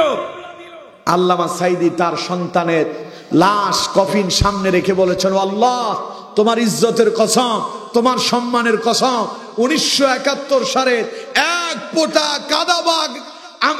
ফোঁটা বালি বা কাদা আমার গায়ে লাগে নাই। ওরা আমারে বানালো জানাকার, আমারে বানালো দর্শনকারী, আমারে বানালো লুণ্ঠনকারী, আমারে বানালো রাজাকার।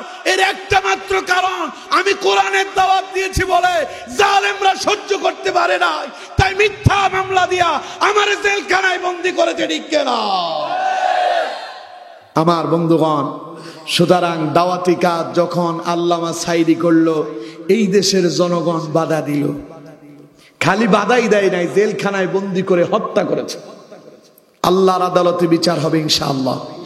বলেন ইনশাআল্লাহ। আমার বন্ধুগণ, নবী করিম সাল্লাল্লাহু আলাইহি সাল্লাম গোপনে দাওয়াতি কাজ করলেন 3 বছরে। কতজন? 60 জন। সবাই বলতে হবে কতজন? 12 জন নারী, 14 জন গোলাম, বাকি টোটাল সব মিলায় হলো 60। হযরত নূহ আলাইহিস সালাম, যারে দিয়ে আলোচনা শুরু করছিলাম, নূহ আলাইহিস সালাম 900 বছর দাওয়াতি কাজ করার পরে দাওয়াতি কাজের সফলতা আসছে। কেউ বলেছে 60, কেউ বলেছে 40, কোন বর্ণায় আসছে 80 থেকে 85 জন। 900 বছর। আমার নবী 3 বছরে কত? সুবহানাল্লাহ কইলেন না? সুবহানাল্লাহ। আমার বন্ধুগণ, গোপনে দাওয়াতি কাজে সফলতা বাড়ে, ঠিক কিনা? এই দেখেন, যেখানে গোটা জাহিলিয়াতে পরিপূর্ণ, কোন মুসলমান নাই, সেখানে রাসূলুল্লাহ গোপনে দাওয়াতি কাজ করাটাও নবীর জন্য সহজ ছিল না কঠিন ছিল? অনেক কঠিন। কত কঠিন আমাদের দেশের দিকে তাকালেই বুঝতে পারবেন। এই দেশে শতকরা 90% মুসলমান বাস করে। এই শতকরা 90% মুসলমানের মাঝেও কোরআনের হক কথা আমরা বলতে পারি নাই, ঠিক কিনা? বহু আলেমের সামনে থেকে মাইক কেড়ে নেওয়া হয়েছে, বহু মসজিদের ইমামের চাকরি চলে গিয়েছে, বহু আলেমদেরকে হক কথা বলার কারণে জালেমেরা ধরে জেলখানায় বন্দী করেছে। চিন্তা করে 90% মুসলমানের দেশে কোরআনের হক কথা বলতে গিয়া আলেমদেরকে জেলখানায় যেতে হয়, আর তৎকালীন সময় একজনও মুসলমান নাই। নবীর জন্য দাওয়াতি কাজ করা তখন কঠিন ছিল না, সহজ ছিল? অনেক কঠিন। আল্লাহু আকবার বলে। আমার বন্ধুগণ, আমার নবী দাওয়াতি কাজ আস্তে আস্তে ভেতরে ভেতরে গোপনে গোপনে চালায়া সফল। পড়েন আলহামদুলিল্লাহ। 16 বছরে আমাদেরকে বাধা দেওয়া হয়েছে। 2-4 জন আলেম এক জায়গায় একসাথে হইলেই তারা বলতো নাশকতার পরিকল্পনা চলছে, ঠিক কিনা? তারাবির নামাজ পড়া বিভিন্ন মসজিদের হাফেজ সাহেবদেরকে আমি বললাম যে দাওয়াত দিলাম, আপনারা আসবেন, আপনাদেরকে নিয়ে একটু চা খাবো।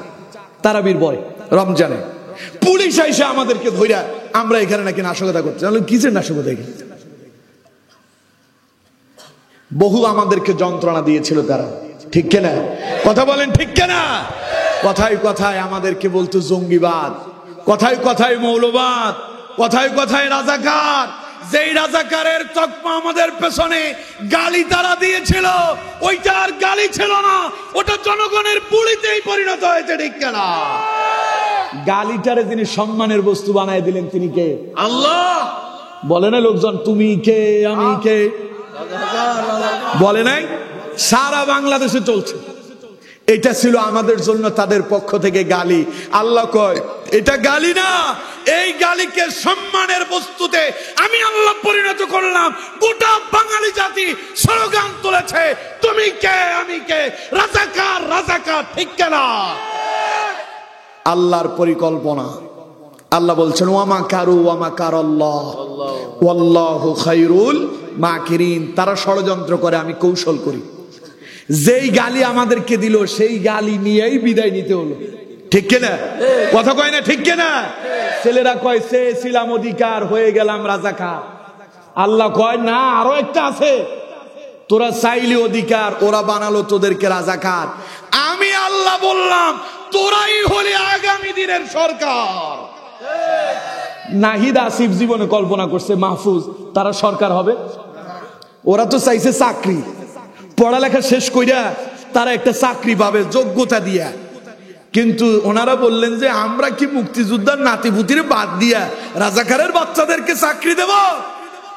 আল্লাহ কয় চাকরি তুই দিতে হবে না রে, চাকরি দেওয়ার জায়গায় ওদেরকে আমি বসাচ্ছি। সুবহানাল্লাহ কইলেন না? সুবহানাল্লাহ। ওরা কয় চেয়েছিলাম অধিকার, হয়ে গেলাম রাজাকার। আল্লাহ কয় তোরা হইলি আগামী দিনের সরকার। নাহিদ আসিফ মাহফুজ এদেরকে দেখলে কলিজা বড় হয়ে যায়। চিন্তা করি এই ছেলেগুলো কি জীবনে কল্পনা করছে ওরা রাষ্ট্র চালাবে? এই পরিকল্পনা কার? এই পরিকল্পনা কার? সুতরাং আমার বন্ধুগণ, আমরা যেখানেই মনে করি শেষ, সেখানে আল্লাহটা শুরু, ঠিক কিনা? আমরা হতাশ হয়ে যাই, আল্লাহ কয় হতাশ হয়েও না, লা তাহজান ইন্নাল্লাহা মা'ানা, টেনশন করো না, হতাশ হয়েও না, আমি আল্লাহ তোমাদের সাথেই আছি। সুবহানাল্লাহ কোন? সুতরাং আমার বন্ধুগণ, বিশ্বনবী মুহাম্মদ সাল্লাল্লাহু আলাইহি সাল্লাম তিনিও গোপনে দাওয়াতি কাজ শুরু করলেন। 16 বছর আমরা প্রকাশ্যে করতে পারি নাই, আমাদেরকে বিভিন্ন বাধা দেওয়া হয়েছিল। আমরা গোপনে গোপনে দাওয়াতি কাজ চালালাম। আর 16 বছর পরে যখন জালেমেরা গেল, ইসলামী আন্দোলনের গণজোয়ার শুরু হয়েছে, ঠিক কিনা?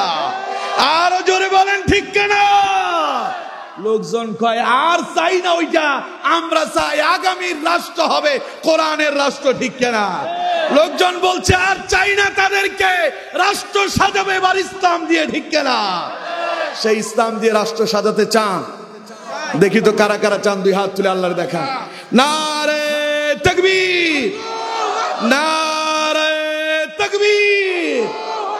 আল্লাহ আমাদের হাতগুলো কবুল করুন, বলুন আমিন। আরো জোরে বলেন আমিন। তাহলে একামতে দ্বীনের আন্দোলনে শামিল হওয়া লাগবে না? জোরে বলেন লাগবে না? নবী গোপনে গোপনে দাওয়াতি কাজ করে 60 জন রে বানাইলেন। ওই 60 জন যখন এলো, এবার আল্লাহ পাক বললেন ফাসদা বিমা তু'মারু ওয়া আ'রিদ আনিল মুশরিকিন। আল্লাহ পাক বললেন নবী আর গোপনে হবে না, দল এখন আপনার ভারী হয়েছে, সংখ্যা এখন আপনার বেড়েছে, আর গোপনে চলবে না, প্রকাশ্যে কালেমার দাওয়াত চালান। সুবহানাল্লাহ কোন? সুবহানাল্লাহ। ওয়া আ'রিদ আনিল মুশরিকিন, মুশরিকদেরকে পরোয়া করবেন না। তাই আমরা এখন প্রকাশ্যে কাজ করব। কথা কয় না? কথা কয় না কেন? আমরা বিগত 16 বছরে কৌশলে কাজ করেছি। আমরা জেনার বিরুদ্ধে বললো জেনাতে ওরা, কারণ জেনাতে তারা সেঞ্চুরি কইরা মিষ্টি বিতরণ করছে, ঠিক কিনা?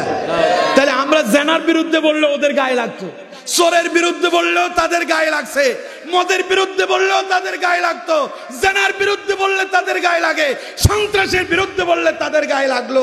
এখন সময় এসেছে আর গোপনে নয়, এবার প্রকাশ্যে ইসলামের দাওয়াত দিতে হবে।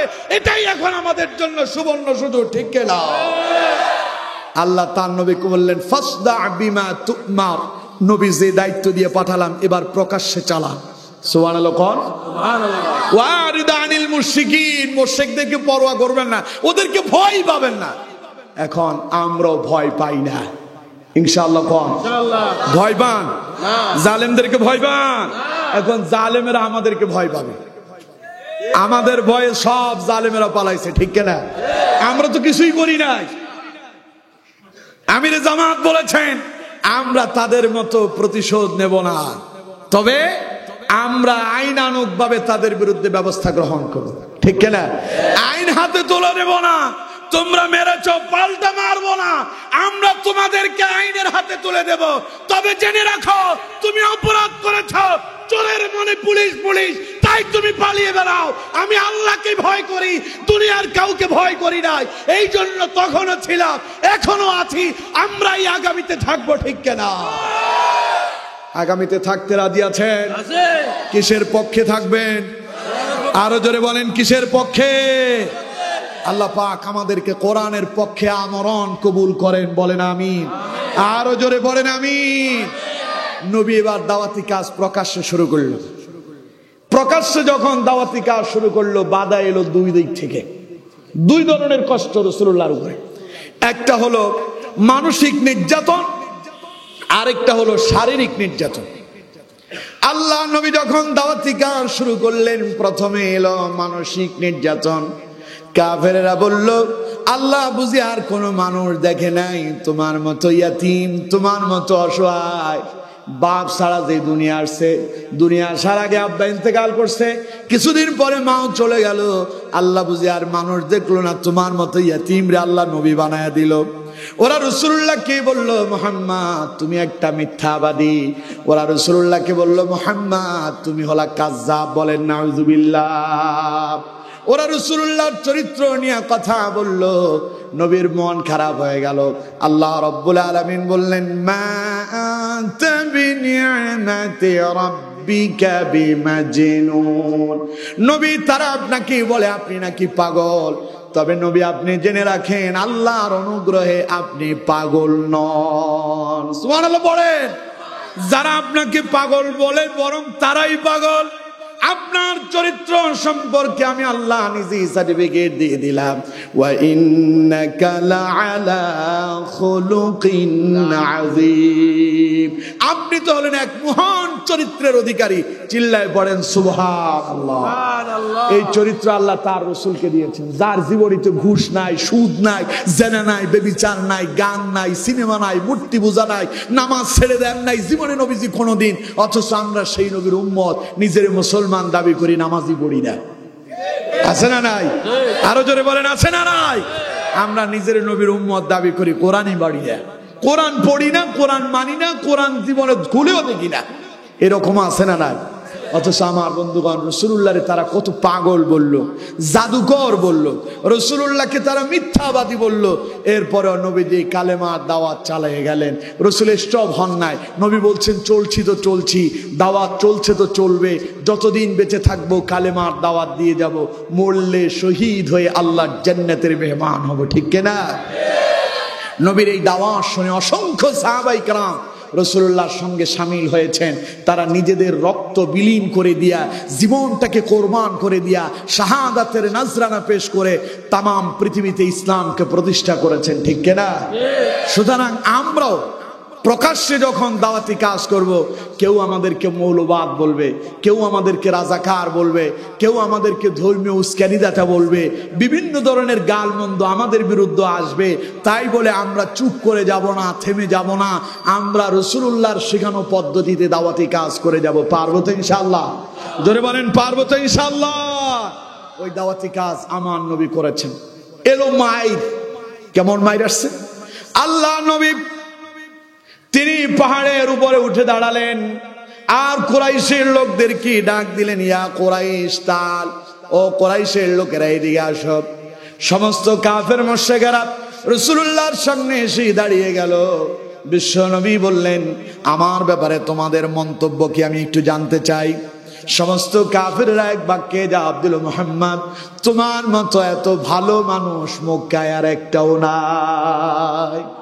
নবীজি বললেন, যদি তাই হয় আমি আরেকটু তোমাদের কাছ থেকে জানতে চাই, আমি কি জীবনে তোমাদের উপরে জুলুম করেছি নাকি? ওরা বলল যে না। নবীজি বললেন, আমি কি কখনো তোমাদের উপর অন্যায় ভাবে কোনো অপরাধ করেছি নাকি? বলল যে না। নবী বললেন, আমি তোমাদের সম্পদ আত্মসাৎ করেছি নাকি? ওরা বলল যে না। বিশ্ব নবী বললেন, তাহলে তোমরা আমারে কেমন বিশ্বাস করো? কাফেররা বলল, আমরা তো তোমারে এত বিশ্বাস করে অন্ধের মতো বিশ্বাস করি, তাই তো আমরা তোমার নাম দিয়েছি আল আমিন, মহাবিশ্বের মহাবিশ্বাসী। আমরা তো তোমার অন্ধের মতো বিশ্বাস করি। নবী বললেন, আচ্ছা যদি তাই হয়, আমি যদি বলি পাহাড়ের পদদেশে শত্রু বাহিনী অস্ত্র নিয়ে দাঁড়ায় আছে, তোমাদের বিরুদ্ধে যুদ্ধ করার জন্য বিশ্বাস করবে? কাফেররা বলল, মুহাম্মদ তুমি যদি বলো এই মুহূর্তেই প্রস্তুতি নেব তাদের বিরুদ্ধে মোকাবেলা করার জন্য। নবী বললেন, একটু থামো, এত তাড়াহুড়োর দরকার নাই। আল্লাহ নবী বললেন, আমি যদি বলি আগামীকাল সূর্যটা পশ্চিম দিগন্তে উদিত হবে, পূর্ব দিগন্তে উদিত না হয়ে পশ্চিম দিগন্তে উদিত হবে, বিশ্বাস করবে নাকি?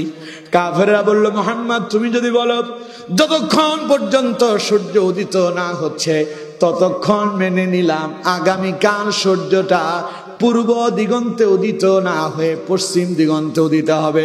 নবীজি বললেন, তার মানে বুঝতে পেরেছে তোমরা আমার অনেক বিশ্বাস করো, তাহলে এবার আমার সম্পর্কে শোনো, আমি কে? আমি তো তোমাদের সঙ্গেই চলি, তোমাদের সঙ্গে উঠা বসা করি, আমার একটা পরিচয় আছে, আমার পরিচয় শোনো।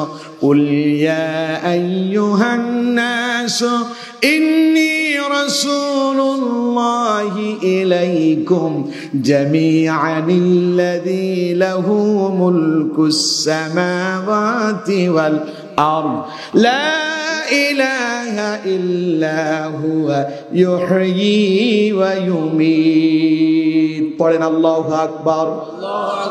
ভুলে গেছেন আল্লাহু আকবার আসতে না জোরে? তো একটু শেষ বেলায় জোরে বলেন আল্লাহু আকবার। আমার বন্ধুগণ, নবীজি বললেন, কুল ইয়া আইয়ুহান নাস, ও মানব গোষ্ঠী শোনো, ইন্নী রাসূলুল্লাহি ইলাইকুম জামিআ, তোমরা যে আমাকে তোমাদের সামনে দেখতে পাচ্ছ, আমি আসলে সাধারণ কোনো মানুষ নই, বরং আমি আল্লাহর পক্ষ থেকে প্রেরিত আল্লাহর নবী এবং রাসূল।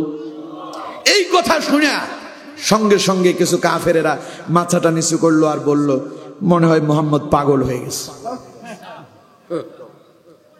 কিছু মাথা নিচু করে ফেলছে, বাকি কিছু বলতে চায় যে আর কি বলতে চায় আর একটু শুনি। কিছু লোকের মাথা এখনো উঁচু আছে, বাকিরা মাথা কি করলো? নিচু করলো। আমার বন্ধুগণ, নবীজি বললেন, শোনো, ইন্নী রাসূলুল্লাহি ইলাইকুম জামিআ, আল্লাযী লাহু মুলকুস সামাওয়াতি ওয়াল আরদ, যিনি আমাকে নবী করে প্রেরণ করলেন তার পরিচয় হলো তিনি আসমান সৃষ্টি করেছেন, জমিন সৃষ্টি করেছেন। তার মানে আসমান এবং জমিনের মালিক যিনি, আমাকেই তিনি রাসূল করে প্রেরণ করেছেন। এই কথা শোনার পরে আরো কিছু লোক চিন্তা করলো, না আসলে ওর মনে হয় মাথা গেছে। আরো কিছু মানুষ মাথা নিচু করলো, বাকি আরো কিছু লোক তাকায় আছে। এবার বিশ্ব নবী মুহাম্মদ সাল্লাল্লাহু আলাইহি সাল্লাম বললেন, তাহলে এবার শোনো, যিনি আমার নবী করে প্রেরণ করলেন তার আরো কিছু পরিচয় আছে। হুয়া ইউহয়ী ওয়া ইউমীত, তিনি মানুষ সৃষ্টি করেছেন এবং তিনি মানুষের মৃত্যু ঘটান। বলেন আল্লাহু আকবার। আমাদেরকে কে সৃষ্টি করেছেন? আরো জোরে বলেন কে? তিনি মৃত্যু দেন এবং তিনি জীবন দেন। এই কথা শোনার পরে বাকি লোকেরা চিন্তা করে, না আসলেই মাথা গেছে। আমরা কাবার ভেতরে 360টা ঢুকালাম খোদা, কেউ আমাদের জান দেয়, কেউ আমাদের মাল দেয়, কেউ আমাদের বিপদ পড়লে দূর করে দেয়, কেউ অসুস্থ হলে সুস্থ করে দেয়। আর মুহাম্মদ বলে এই সব নাকি সব ফাও, আল্লাহ নাকি একজন, লা ইলাহা ইল্লাহু। রাসূল বললেন আল্লাহ ইলাহ হলেন একজন, আর যা আছে সব বাতিল। ইউহয়ী ওয়া ইউমীত, তিনি জীবন দেন, তিনি মৃত্যু ঘটান। এই কথা শোনার পরে রাসূল করিম সাল্লাল্লাহু আলাইহি সাল্লামের সামনে দাঁড়িয়ে থাকা লোকেরা সবাই মাথা নিচু করলো।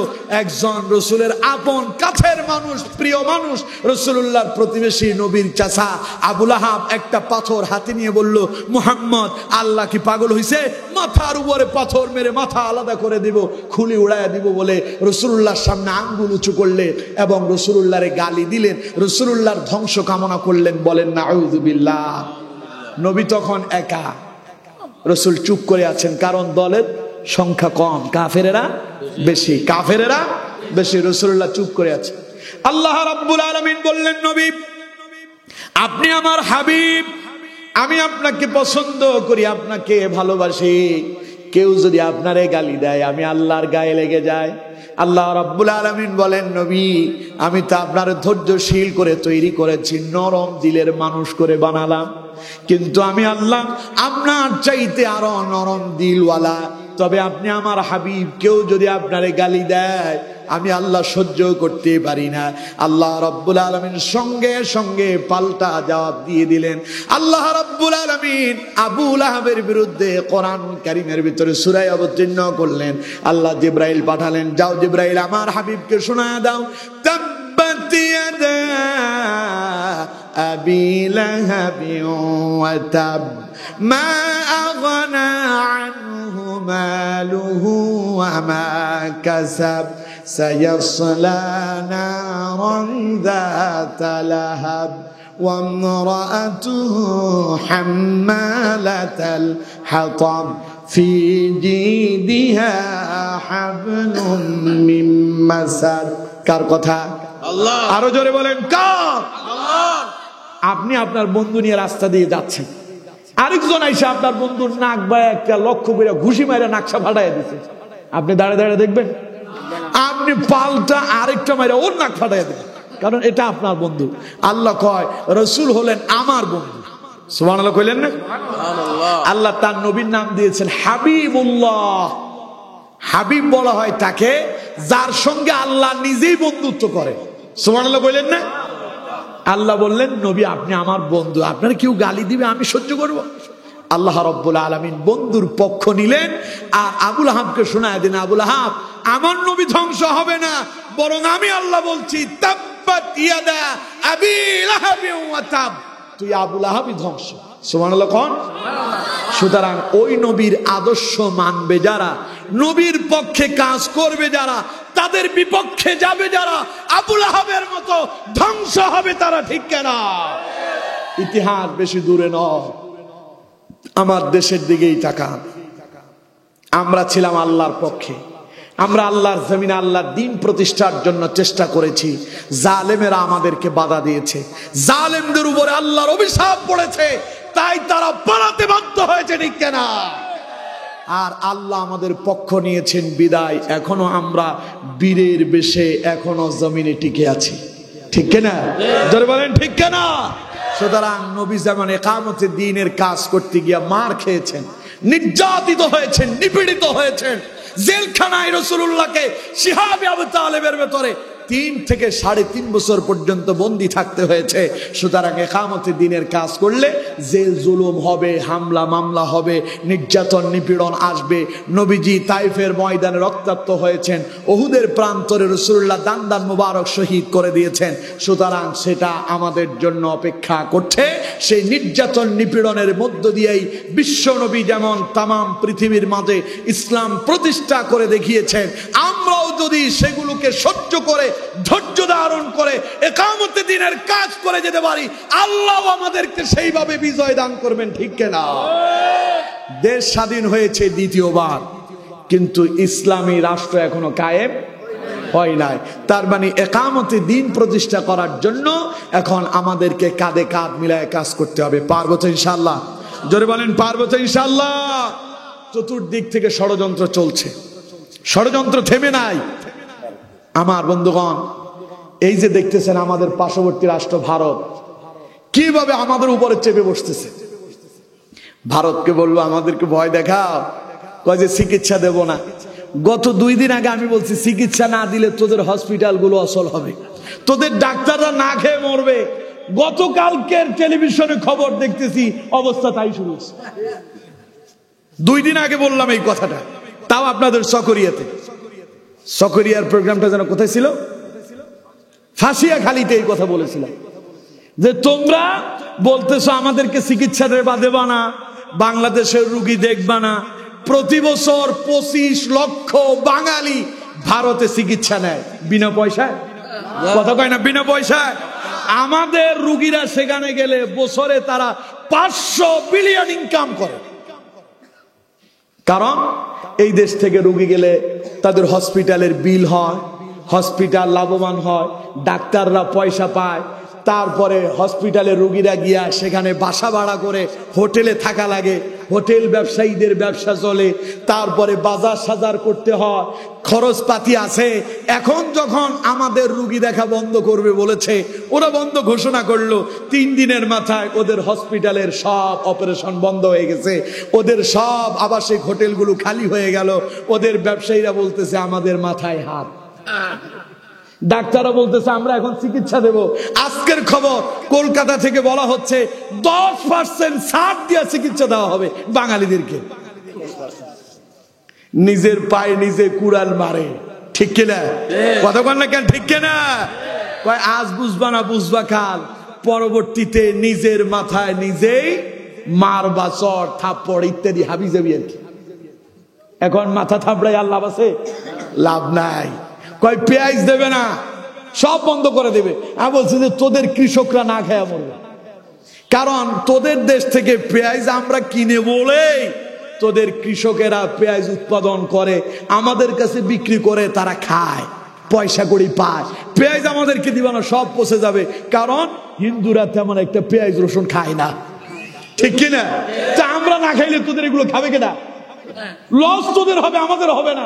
পাকিস্তান কয় যদিও বাংলাদেশ আমাদের বিরুদ্ধে স্বাধীনতা অর্জন করছে, আমরা যদিও তাদের কাছে পরাজিত, এখন আমরা বাঙালিদেরকে সহযোগিতা করার জন্য প্রস্তুত আছি। ওরা বলতেছে পেঁয়াজ আমরা দেব, চিনি আমরা দেব, খাবার আমরা দেব, তোমরা ভারতের ব্যাপারে কোনো চিন্তা করো না, আমরা তোমাদের পক্ষে আছি, আল্লাহ তোমাদের সঙ্গে আছে। চিল্লায় পড়েন আল্লাহু আকবার। সুতরাং বাঙালিদেরকে দমানো যাবে না। বাঙালিদের ইমানি জজবা, ইমানি শক্তি অনেক কঠিন। ঠিক কিনা? এদের সঙ্গে আল্লাহর সাহায্য আছে। ঠিক কিনা? আমরা যে পাকিস্তানের বিরুদ্ধে যে রাষ্ট্র স্বাধীন হয়েছে এমনি হয় নাই, পেছনে ইনশাআল্লাহ ছিল। ঠিক কিনা? ইনশাআল্লাহ ছিল বলে রাষ্ট্রে স্বাধীনতা এসেছে। এখনো ইনশাআল্লাহ আমাদের সাথে আছে না নাই? আরো জোরে বলেন, আছে না নাই? যত ষড়যন্ত্র করুক ইনশাআল্লাহ তারা সাকসেস হবে না, বাঙালিরাই সাকসেস হবে ইনশাআল্লাহ, বাংলাদেশিরাই সাকসেস হবে ইনশাআল্লাহ। বলেন ইনশাআল্লাহ। সকল দলের লোকেরা বসেছেন আলহামদুলিল্লাহ। গতকাল আমরা দেখেছি এক দারুণ পরিবেশে একটা অনুষ্ঠান হয়েছে। ডক্টর ইউনূস সকল দলের প্রধানদেরকে ডেকেছেন এবং সকল ধর্মীয় নেতাদেরকেও ডেকেছেন। হিন্দুরা পর্যন্ত বলছে আমরা আছি ভালো, আমাদের উপরে কোনো নির্যাতন হচ্ছে না। ভারত যদি আমাদের দেশের বিরুদ্ধে লাগে, হিন্দু নেতারা বলছে আমরা দেশের পক্ষে থাকবো, ভারতের বিরুদ্ধে আমরা প্রয়োজনে যুদ্ধ করব। আলহামদুলিল্লাহ খান। তার মানে তোমরা যাই করো কাম হবে না ইনশাআল্লাহ। বলেন ইনশাআল্লাহ। কারণ জালেমদের ষড়যন্ত্র এবং চক্রান্তকে যিনি নস্যাৎ করে দেন তিনি কে? আল্লাহ। কিন্তু আমার বন্ধুগণ, এই রাষ্ট্রে বিগত 53 বছর রাষ্ট্র স্বাধীন হওয়ার পরে দুর্নীতি বন্ধ হয় নাই, জেনা ব্যভিচার বন্ধ করা যায় নাই, চুরি ডাকাতি বন্ধ করা যায় নাই, সন্ত্রাস বন্ধ করা যায় নাই, ইয়াবা বন্ধ করা যায় নাই, ইফটিজিং বন্ধ করা যায় নাই। এগুলো বন্ধ করা যাবে যদি পার্লামেন্টে আল্লাহর কোরআন নেওয়া যায়। কথা কোন ঠিক কিনা? আমি বলি আগামীতে যেই দলই ক্ষমতায় আসে আমার কোনো অসুবিধা নাই, আমার খালি কথা একখান, রাষ্ট্রটা কোরআন দিয়ে চালান, রাষ্ট্র কোরআন দিয়ে চালান। আপনারা তো বিগত 53 বছর ধরে নিজেদের বানানো আইন দিয়া, নিজেদের তৈরিকৃত মতবাদ দিয়ে রাষ্ট্র চালালেন। আগামী 5টা বছর আল্লাহর কোরআন দিয়ে চালান, দেখবেন দুর্নীতি বন্ধ হবে, জেনা বন্ধ হবে, ইফটিজিং বন্ধ হবে, সন্ত্রাস বন্ধ হবে, রাষ্ট্র কল্যাণময় রাষ্ট্রে পরিণত হবে। ঠিক কিনা? যেই রাষ্ট্রের স্বপ্ন আপনারা দেখছেন, ওই রাষ্ট্র প্রতিষ্ঠা করার জন্য কাঁধে কাঁধ মিলায় কাজ করতে হবে। পারবো তো ইনশাআল্লাহ? জোরে বলেন পারবো তো ইনশাআল্লাহ? তাহলে আমাদের প্রত্যেককে সব ভেদাভেদ ভুলে যেতে হবে, সকল ভেদাভেদ পেছনে ফেলে দিয়ে কাঁধে কাঁধ মিলিয়ে হাতে হাত রেখে কালেমার পতাকা উড্ডয়ন করার জন্য, রাষ্ট্রে কোরআনের রাজ কায়েম করার জন্য, ইসলামী হুকুমত প্রতিষ্ঠা করার জন্য আমাদের প্রত্যেককে কাজ করতে হবে। পারবো তো ইনশাআল্লাহ? ওই কাজকেই ইকামতে দ্বীনের কাজ বলে। কথা বুঝতে পারছেন? কথা বলে না, কথা আমার বুঝতে পারছেন?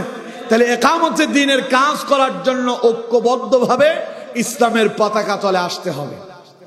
আর সেখানে যদি আসতে পারি ইনশাআল্লাহ রাষ্ট্রে ইসলাম প্রতিষ্ঠা হবে। ইসলাম যদি রাষ্ট্রে প্রতিষ্ঠা হয়, সব দলের লোকেরাই সমানভাবে এর উপকার ভোগ করবে ইনশাআল্লাহ। বলেন ইনশাআল্লাহ।